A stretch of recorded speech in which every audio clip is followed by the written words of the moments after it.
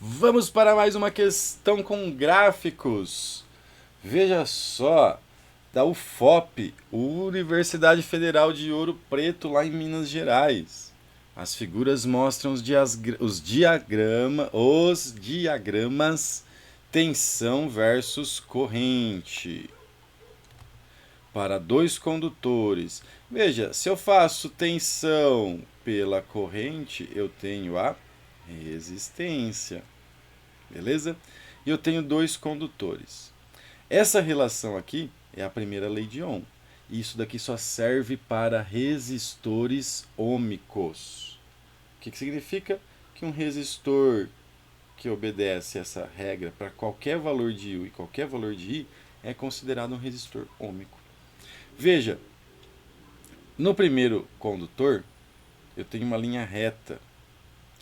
E numa linha reta, se eu dividir U por I, opa, tá ao contrário, né? U por I, eu vou ter o valor de R, que vai ser igual se eu dividir esse por esse. Então, ó, 7 dividido por 1, 7. 3,5 dividido por meio, 7.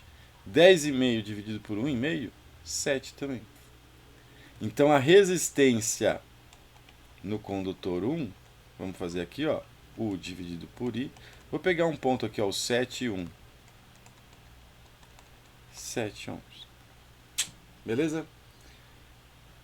Resistor 2, condutor 2. Ele já não é uma reta, então não é um resistor ômico. Por quê? A sua resistência vai variar de acordo com a tensão aplicada. Então, por exemplo, 4 dividido por meio dá 8.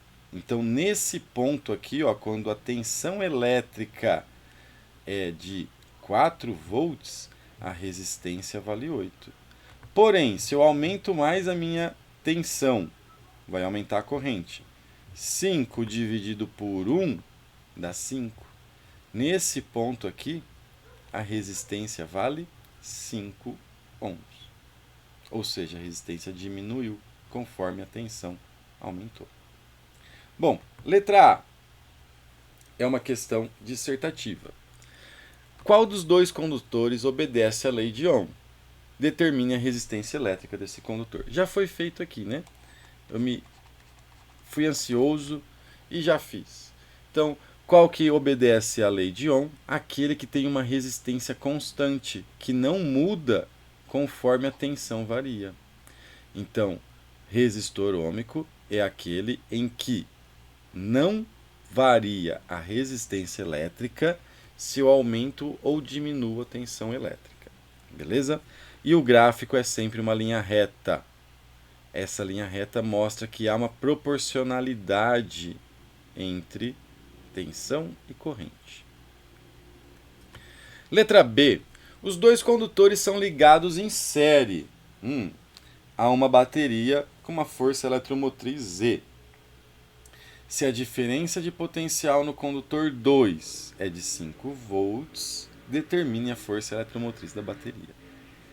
Força eletromotriz nada mais é do que a tensão elétrica.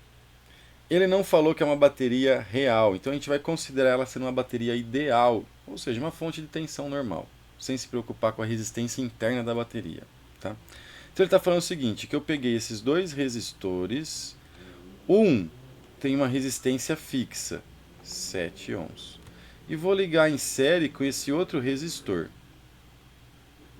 E vou ligar isso daqui em uma fonte de tensão elétrica que ele está chamando de força eletromotriz. Eu vou colocar U aqui mesmo, tá? Considerando que ele é uma bateria ideal.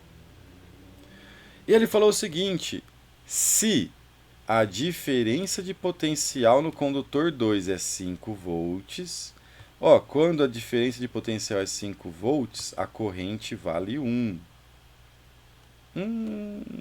Então, o que eu já sei? Olha, com essa única informação, o que ele me deu, né? De informação valiosa, que a corrente no circuito elétrico vai ser 1 ampere. Por quê? Quando o meu condutor 2 está com 5 volts entre os seus terminais, a corrente que passa por ele é de 1 ampere. E quanto que vale essa resistência nesse ponto? 5 dividido por 1, 5 ohms. Então, essa resistência aqui é de 5 ohms. Beleza? Beleza. Bom, 5 vezes 1, 5. Então, esse daqui está com uma voltagem de 5 volts. 7 vezes 1, 7. Então, a voltagem desse carinha aqui, 7 volts. 7 com 5, eu tenho um total de 12 volts. Então, na associação em série, cada um utiliza uma parte da tensão elétrica. Como que eu sei que é 5, que é 1, né? Ó, primeira lei de Ohm, U igual a R vezes I. Então, nesse primeiro resistor, 5 vezes 1, 5 volts. Nesse daqui, 7 vezes 1, 7 volts. 7 com 5, 12. Questão aí, ó, trabalhosa, de fato um pouquinho trabalhosa, extremamente teórica, porque a gente precisa saber o que é um resistor ôhmico, precisa saber operar a primeira lei de Ohm, precisa saber como se comporta dois resistores em série, a gente precisa saber que as correntes nesses resistores em série são iguais, a gente precisa saber ler um gráfico e extrair informações desse gráfico e aplicar essas informações nas nossas contas. Tá legal? Então, mais uma vez, não existe questão de física que não seja teórica. Algumas são só teóricas, mas algumas são teóricas com contas. Essa daqui, no caso, é extremamente teórica e também cheio de contas. Tá legal? Espero que vocês tenham entendido, tenham compreendido. Se não compreendeu algum passo, deixa aí nos comentários uma pergunta, né? Eu respondo para vocês, se for o caso, faço até um novo vídeo para responder suas dúvidas. Beleza? Bons estudos aí para vocês e bom vestibular quando chegar a hora.